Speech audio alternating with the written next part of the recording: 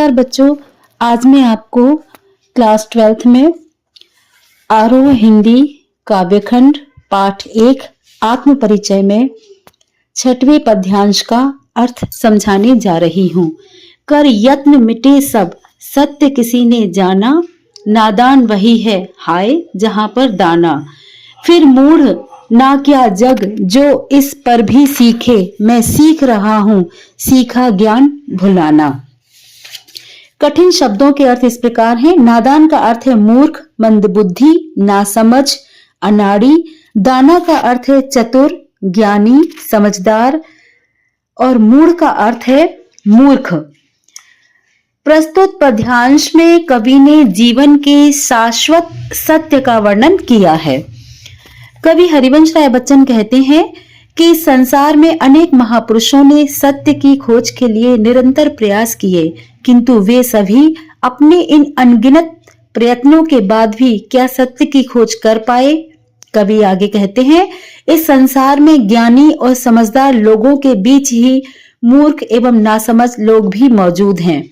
प्रत्येक व्यक्ति सत्य की खोज में भौतिक उपादानों की ओर दौड़ रहा है। वे इतना सत्य भी नहीं समझ पाते कि उनकी यह भागदौड़ वास्तविक सत्य की खोज के लिए नहीं है।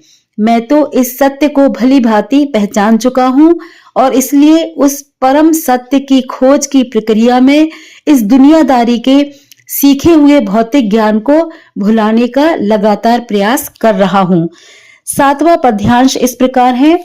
मैं और जग और कहाँ का नाता, मैं बना कितने जग रोज मिटाता।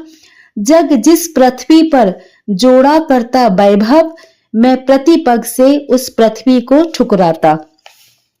वैभव का अर्थ है सुख, सुविधाएं, समृद्धि, ऐश्वर्य। प्रतिपग का अर्थ है प्रत्येक कदम। कवि हरिवंश राय बच्चन कहते हैं कि मेरा स्वभाव दुनिया के स्वभाव से सर्वथा विपरीत है। ऐसे में मेरा और इस संसार का भला कैसे कोई संबंध हो सकता है।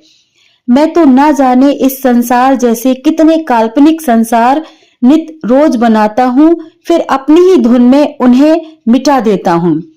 जिस पृथ्वी पर यह संसार सदा भौतिक सुख सुविधाओं और धन ऐश्वर्य को जोड़ने में उम्र भर लगा रहता है, मैं उससे प्रभावित हुए बिना उसके विपरीत अपने प्रत्येक चरण से उस पृथ्वी को ठुकराता हूँ। अर्थात मुझे सुख समृद्धि और धन संपदा की तनिक भी चाह नहीं है। अगला वाला पद्यांश है। मैं निज रोदन में राग लिए फिरता हूँ, शीतल वाणी में आग लिए फिरता हूँ। हो जिस पर भूपों के प्रासाद न्यौछावर, मैं वह खंडहर का भाग लिए फिरता हूँ। निज का अर्थ है स्वयं या अपने। रोदन का अर्थ है रुदन, रोना, दुख। राग का अर्थ है प्रेम। आग का अर्थ है आवेश, जोश। भूपों का अर्थ है राजाओं। प्रासाद का अर्थ है महल। निछावर का अर्थ है अर्पण और खंडहर का अर्थ है भग्नावेश।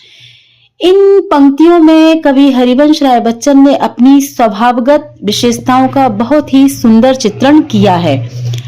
कवि कहते हैं कि मेरी पीड़ा में भी एक विशिष्ट प्रकार का प्रेम छिपा हुआ है। मैं अपने गीतों में अपनी इस प्रेम जड़ित पीड़ा को पिरोकर गाता फिरता हूँ। मेरी शीतल वाणी में भी मेरा जोश एवं ऊर्जा स्पष्ट रूप से व्याप्त है।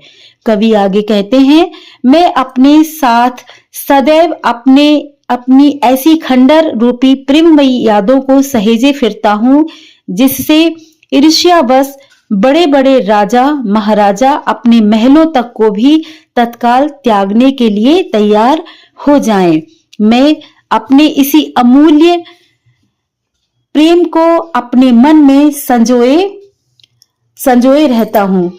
बच्चों, इस पद्यांश की विशेषता यह है कि इस गीत में विरह वेदना के कारण उत्पन्न शीतलता के अंदर छुपी व्याकुलता का बहुत ही सजीव चित्रण हुआ है और इस पद्यांश में श्रृंगार रस की वियोगावस्था की अभिव्यक्ति हुई है। अगला वाला पद्यांश इस प्रकार है। मैं रोया इसको तुम कहते हो गाना, मैं फूट पड़ा तुम कहते छंद बनाना।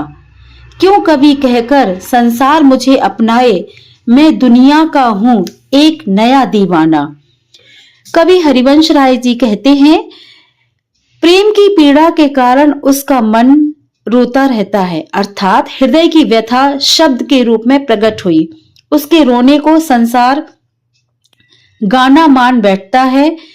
जब वेदना अधिक हो जाती है तो वह दुख को शब्दों के माध्यम से व्यक्त करता है। संसार इस प्रक्रिया को छंद बनाना कहती है। कवि प्रश्न करता है कि यह संसार मुझे कवि के रूप में अपनाने के लिए तैयार क्यों है। वह स्वयं को नया दीवाना कहता है जो हर स्थिति में मस्त रहता है।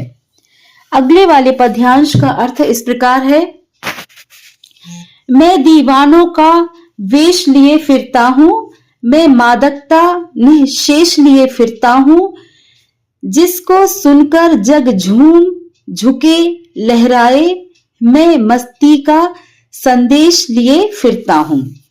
मादकता का अर्थ होता है मस्ती, फकीरी, नशा।